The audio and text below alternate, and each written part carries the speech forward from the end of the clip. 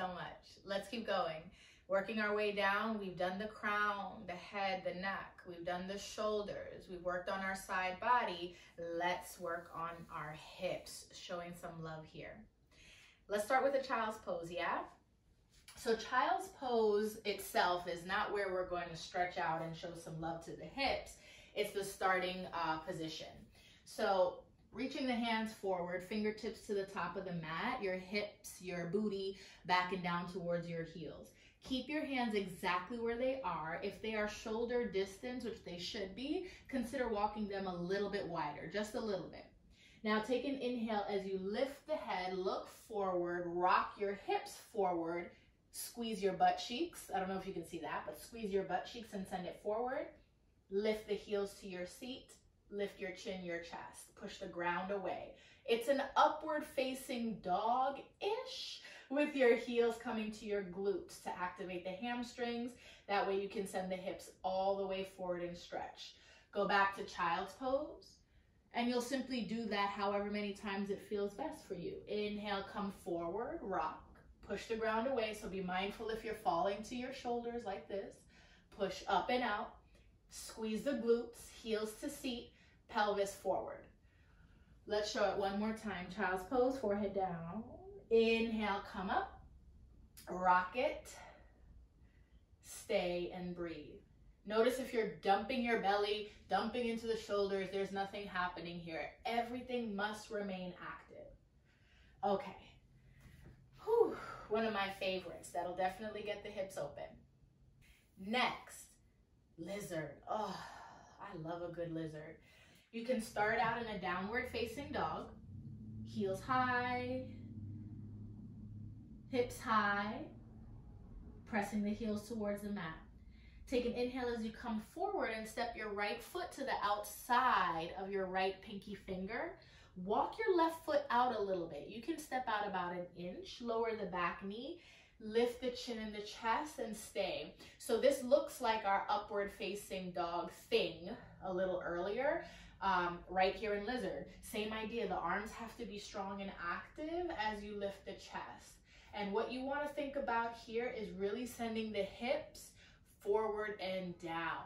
It is uncomfortable. It is gonna say, whoa, you know, that internal monologue is gonna start talking to you. But find time to stay and breathe into the shape. You can turn up the intensity on your lizard by turning your toes off the mat, your front toes, and allowing the knee to fall open. You can press the hips a little bit more. You won't be going forward, so keep that in mind. Your hips will be going off on a diagonal. That's okay. Full breath in. Full breath out. I'm staying here because it feels so good. All right, let's keep going. Bring your right leg back, hands and knees tabletop. Exhale, down dog.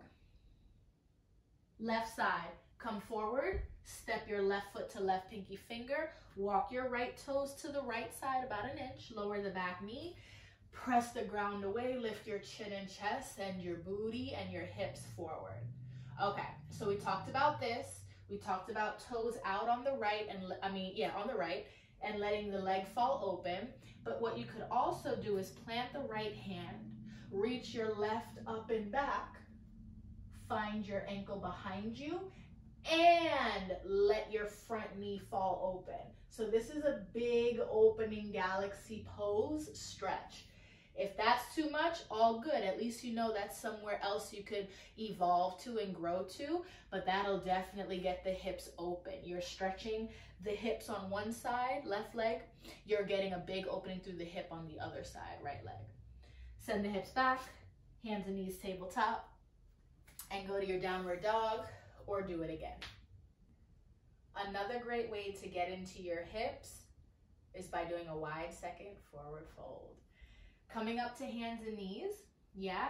Step your left leg forward, and I'm only doing that leg so I can show you on camera.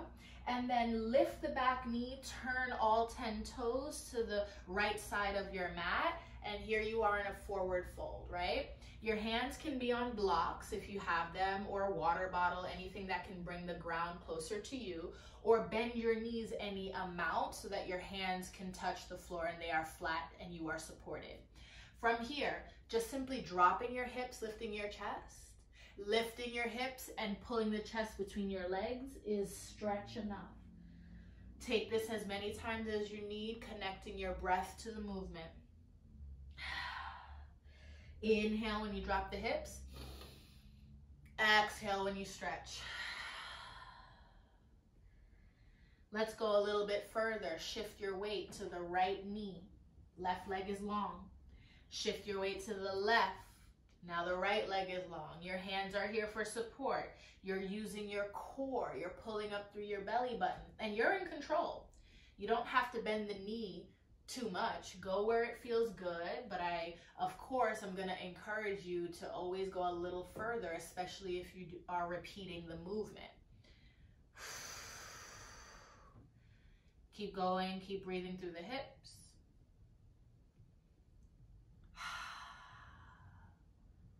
Nice. You can come out of this shape by heel toeing the feet together and slowly rolling yourself up, or bending your knees and sitting down. All right, more hips. Pigeon, active pigeon, and a deep stretch pigeon. So, how do we get into pigeon? You can start from a downward facing dog. Looking at the hands, come forward, bring the right knee to the right wrist, the back of the right wrist. And then swing your foot, your right ankle to the left wrist. Doesn't have to touch, doesn't have to get that close, but in that direction. And then actively walk your left toes back, and you can stay right here. This is an active pigeon, meaning your arms are actively holding you up. You're more than welcome to slide a yoga block under your right butt cheek or a blanket, yeah, or a pillow, whatever you've got. So you can stay right here, eventually lowering the back knee and untucking the back toe. If you have your full pigeon, you can bring everything down to the mat so your hands can release. Please make sure the top of your left thigh is on the ground. So at no point should the inner thigh be touching the ground. It's the toenails, top of the ankle, the kneecap, the quad. If you're here, walk your chest forward, bringing everything down to Sphinx, top half of your body. And if you want more, you can also walk the hands out, forehead down to the mat. You decide, at least you know where this can go in case you want to take it further on another day. Let's do the other side. I simply lift my hips, have a seat and swing my legs around. And then I go back to down dog. Left knee, back of the left wrist.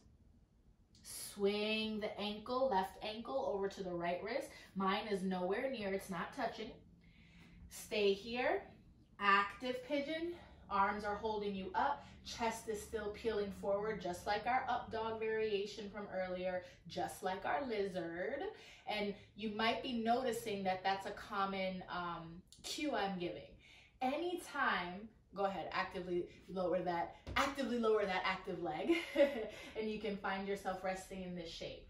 But anytime you lift the front half of your body up and out and send the lower half of your body front and down, you are creating a stretch, right? It's like a seesaw. If the hips go down, the chest has to go up. If the chest goes down, the hips go up, right? So please make sure back of that leg, toenails, top of the ankle, knee and thigh are on the mat. You have the option to go to elbows. You have the option to walk it out. Forehead to the mat.